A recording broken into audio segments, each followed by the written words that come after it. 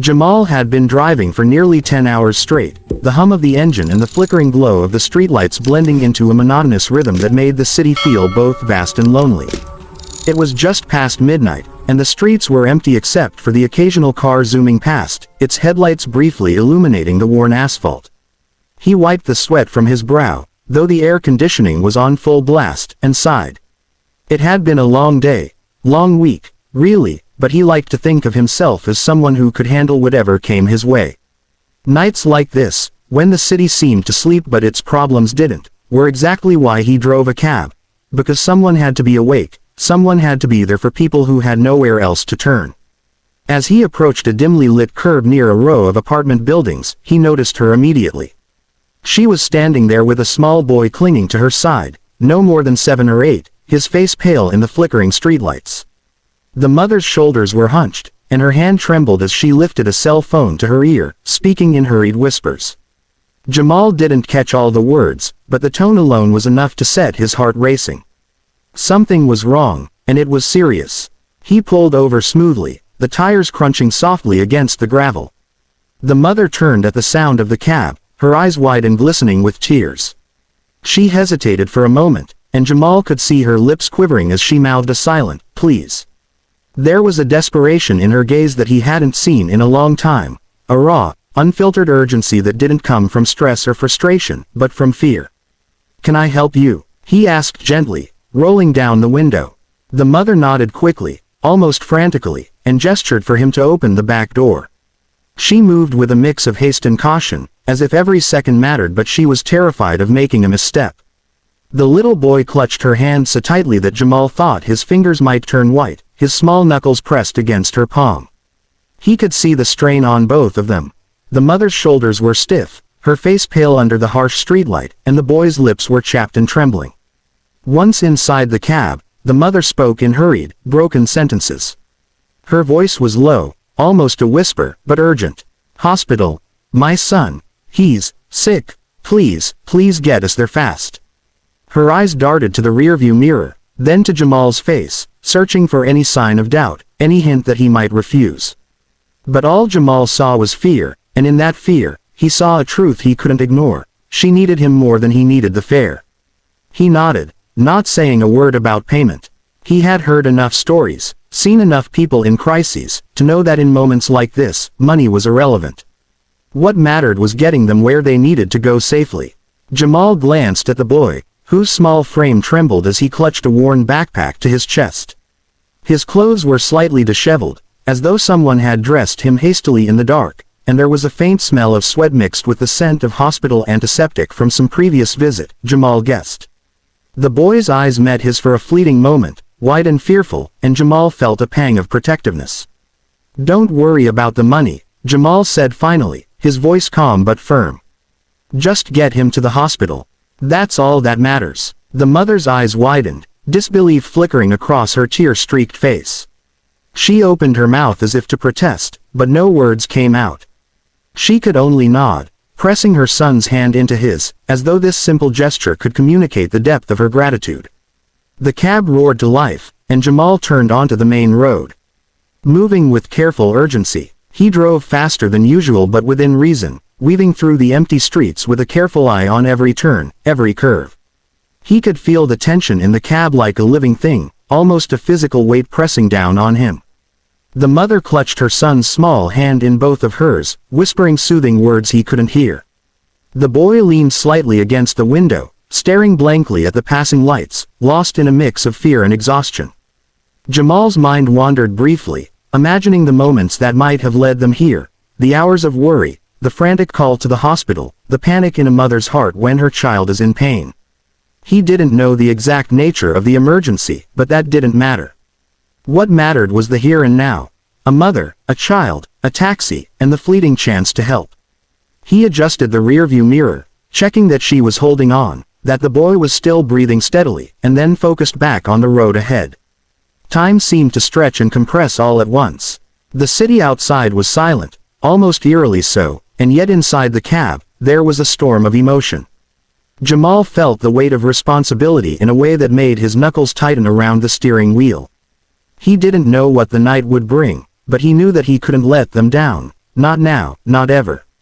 And so he drove on, every light, every turn, every second a silent promise. He would get them there safely, no matter what it took. The city streets stretched out like a dark ribbon under the flickering glow of streetlights, and Jamal's cab hummed steadily as he navigated through the near-empty avenues. The mother in the backseat remained tense, her hand never leaving her son's small grip, fingers entwined like fragile threads of hope. The boy leaned slightly against her shoulder, shivering not only from the chill of the night but from the unease that had settled deep in his bones. Jamal stole a glance at them through the rearview mirror, noting the mother's pale complexion, the faint lines of exhaustion etched around her eyes, and the boy's quiet suffering. He could feel the urgency of the situation pressing down on him, a weight that made him drive faster yet with deliberate care, every decision measured to avoid unnecessary risk. The mother spoke again, her voice barely above a whisper, each word clipped and urgent. He's burning up, and he can't breathe right. I called the hospital, and they said to bring him immediately. Her words tumbled out in fragmented bursts, revealing the depth of her anxiety. Jamal nodded silently, keeping his eyes on the road, feeling a mix of empathy and responsibility tighten in his chest. There was no room for conversation, no time for small talk. The world had narrowed down to the cab, the streetlights, and the fragile lives in the backseat. As they drove, Jamal noticed the boy's occasional cough, a shallow, rattling sound that made his stomach tighten. He felt a surge of protectiveness he hadn't expected. He had seen many emergencies in his years of driving, but something about this mother and her son struck a chord in him. He glanced at her through the mirror again and caught her eye. She tried to smile, but it was weak, trembling, almost apologetic, as if she were ashamed to burden a stranger with her crisis. "You're doing so much," she whispered, voice breaking. Jamal shook his head. "You're doing more," he said. "You're getting him here. That's the hard part. I'm just driving." Traffic lights became a blur as they sped through intersections, the streets unusually quiet at this late hour. Occasionally, a car passed them, its headlights cutting through the darkness, momentarily illuminating the mother's tense expression and the boy's anxious eyes. Jamal maneuvered around a delivery truck, his hands steady but his senses heightened. Every bump in the road, every honk, every sudden turn could affect them, and he drove as if the cab itself were an extension of his body, responsive, careful, precise. He didn't allow himself to think of the alternative, the hospital too far away, the boy worsening with every minute, the mother's panic spiraling into helplessness. He felt the mother's hand press lightly against his shoulder once, a brief, almost imperceptible gesture of gratitude and fear mingled together. Jamal didn't react outwardly, but inside, a warmth spread through him, a quiet acknowledgement of the trust she had placed in him. She wasn't just a passenger, she had entrusted him with her child's life. It was a responsibility that no fare or tip could ever compensate for, and he knew it. The cab's interior was filled with a tense silence punctuated by the boy's occasional coughs and the mother's whispered reassurances. "It's okay, baby, we're almost there, just a little longer." She stroked his hair gently, trying to calm him, but Jamal could see that it barely made a difference. The boy's eyes were wide, glassy, and fearful, and his small body trembled slightly with each breath. Jamal adjusted the rearview mirror again, making sure the mother's comforting gestures were steady and continuous.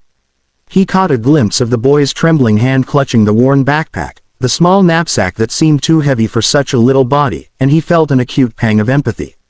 Minutes stretched on like hours, each turn bringing them closer to the hospital but never quickly enough. Jamal's focus was total.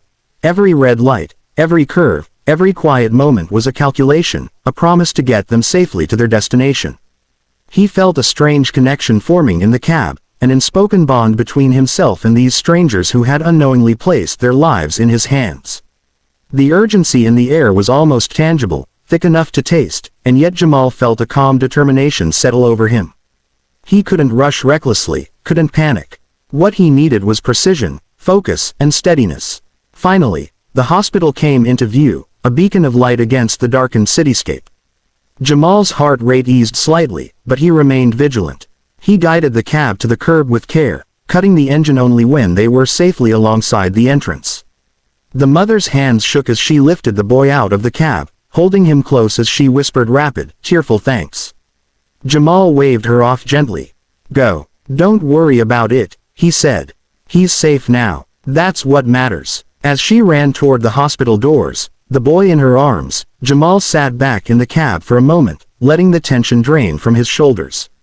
He realized that, for a few brief minutes, he had been more than a driver. He had been a lifeline, a silent participant in a story far bigger than himself. And even though the fare had been waived, the gratitude and relief in the mother's eyes were richer than any payment he could ever imagine. The city's streets, quiet and empty, seemed to exhale around him, leaving him alone with the weight and the wonder of what had just occurred. Hours had passed since Jamal had dropped the mother and her son at the hospital, and he had almost convinced himself that the night's events would fade into the countless memories of cab rides that blurred together. The streets outside were quiet now, the city asleep in its usual restless way, and he had pulled into a dimly lit parking lot to grab a few hours of sleep before the morning shift. His phone, tucked into the cup holder, vibrated suddenly, piercing the stillness. Groggy, he fumbled for it, squinting at the screen to see an unfamiliar number flashing insistently. "Hello," he answered, his voice still thick with fatigue. "Is this Jamal?" The voice on the other end was firm but gentle, carrying a weight that made him sit up straight. There was an almost clinical precision to it, a tone that made him realize immediately that it wasn't a casual call. "This is Dr. Patel from City General Hospital. I hope I'm not disturbing you too late, but I had to call. You were the driver who brought in a young boy earlier tonight, correct?" Jamal's stomach tightened. Yes, that was me. Is he okay?" His voice cracked slightly, betraying the worry that had been lying dormant since the ride. "There's good news," the doctor continued, his voice steady and reassuring. "Your quick actions, and getting him here without delay, made all the difference. The boy had a severe infection that was spreading rapidly. If he had arrived even an hour later, the situation could have turned critical. But thanks to you, he's stable now. He's going to be okay." Jamal felt a rush of relief wash over him, mixed with a strange surge of disbelief. He had only driven a cab. He had only done what anyone else might have done in the moment. Yet the gravity of the situation settled in his chest. In the span of an hour, he had been part of something life-altering. The thought made him swallow hard. I just did my job. I'm glad he's okay," he said, his voice quiet. "No, drive," Patel interjected, his tone leaving no room for argument. "You did more than your job. Most drivers would have taken the fare and left. You acted with urgency and empathy, and that made a difference. Honestly, you saved his life tonight." Jamal's hand tightened on the phone. He could hear the gravity of the statement, feel it vibrate through him like an electric current. He had never considered that a simple act of kindness could carry this weight. There was a pause on the line, and then the doctor continued, softer now. "The mother wanted to speak to you herself, to thank you personally. She asked if we could give her your number or have you call her back. She's very grateful, and I think you should hear that from her." Jamal's mind raced. He hadn't thought of receiving thanks, let alone direct contact. The night had been stressful, but he hadn't expected this kind of acknowledgement. "Of course," he replied, fumbling slightly for words. I'd be glad to hear from her." Dr. Patel gave him the mother's number, and as Jamal dialed it, he felt a mix of apprehension and curiosity. His chest tightened as the line rang, each tone echoing in his mind like a countdown. When the call connected, a voice on the other end whispered, "Hello." It was the mother, trembling, her voice breaking with emotion. "Hi, it's Jamal, the driver from tonight," he said gently, unsure how to start. "Oh my God, Jamal," she whispered, her voice thick with tears. "I don't even know where to start. I can't believe you did that for us. For him. You saved my son's life. I don't know how to thank you." Her words tumbled over each other, a flood of relief and gratitude. Jamal felt tears prick at the corners of his eyes, though he tried to keep his voice calm. "You don't need to thank me," he said quietly. "I'm just glad you got here safely." He could hear the shudder in her breath, the quiet sobs as she clutched the phone like a lifeline. I didn't want to think about anything else, not the fare, not anything, until he was safe." There was a pause, then she spoke again, softer this time. You could have walked away, but you didn't. You didn't hesitate. I will never forget that, Jamal. I don't even have words. He's going to be okay, and it's because of you. Jamal felt the enormity of her gratitude settle over him like a warm, overwhelming weight. For a moment, he could only sit there in silence, listening to the quiet relief in her voice. He had driven thousands of people in his life, many of them worried, upset, or in trouble, but he had never truly understood the power of a simple choice: to help, to act, to care. Tonight, that choice had mattered more than anything. Thank you, he whispered finally, his own voice catching. I'm just glad he's okay. She repeated his name softly, almost like a prayer, and Jamal felt a deep, unexpected connection. He realized in that moment that the smallest acts of kindness could ripple farther than anyone could predict, touching lives in ways he might never fully understand. And in the quiet aftermath of the call, sitting alone in his cab, Jamal knew he would never forget this night, the night when a simple drive had become something extraordinary.